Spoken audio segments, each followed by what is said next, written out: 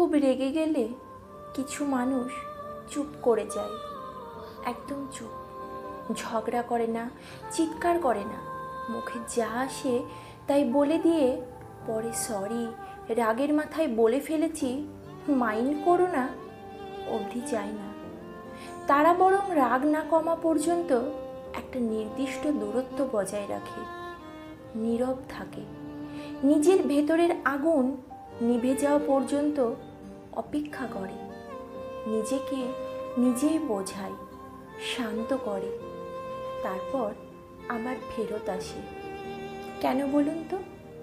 কারণ এই মানুষগুলো বোঝে তাদের রাগের মাথায় বলে দেওয়া কিছু কথা অন্য মানুষটাকে কেমনভাবে আঘাত করবে। তারা বোঝে সে আঘাত বুকে বয়ে নিয়ে বেড়ানোর কষ্ট কী। তারা জানে